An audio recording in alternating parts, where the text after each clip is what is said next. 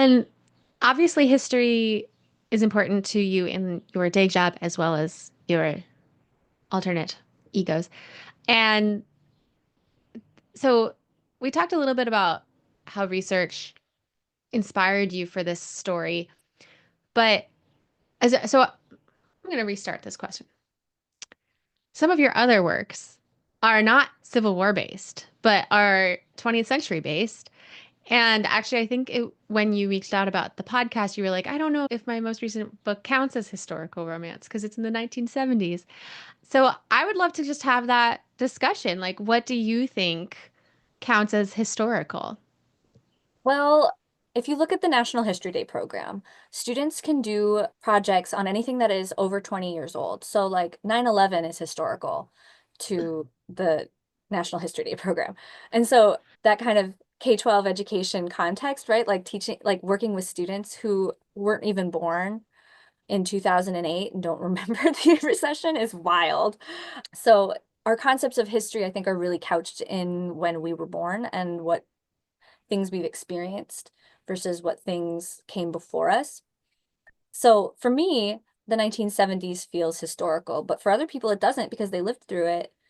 I've seen all sorts of random dates thrown around, like before 1983 is historical or before 1990. And it's like, it's just arbitrary, really.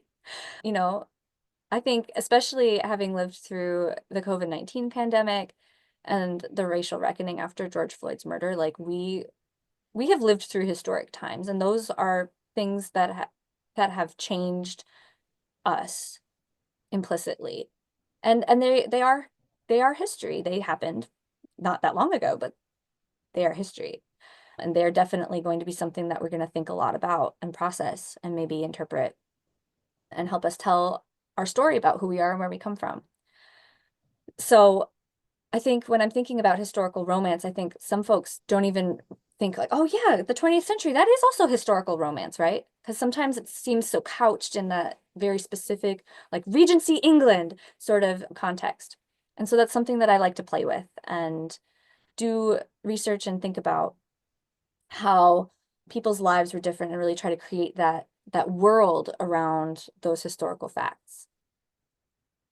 Yeah, I was wondering about how it might feel differently writing historical versus contemporary. So, like, even if you decided you wanted to write a romance set during 2020, I imagine if you're approaching it from a historical perspective, as in I'm a historical fiction writer, there's a certain amount of world building. You don't expect the reader to be able to fill in with context clues about general things. Like you might explain what a bodega is if you're in New York City, or you might explain, you know, who Anthony Fauci was.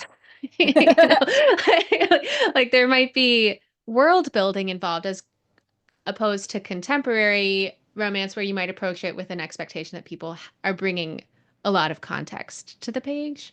That's my personal theory right now on how it impacts us as writers, whether we're writing something as historical or not. Yeah, I think that's super true. And I think time as well as like geography can be a thing that separates us culturally. So a different time is a different culture in many ways. And I think there's something really fun and challenging about the idea of trying to figure out, what would it be like to live there? What do you have to think about?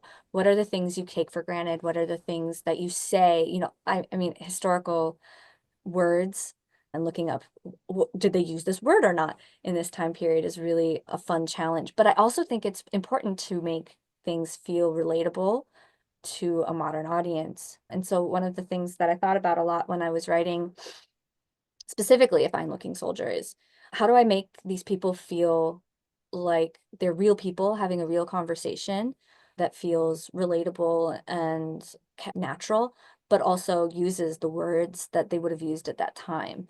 And that's been a really, really fun challenge.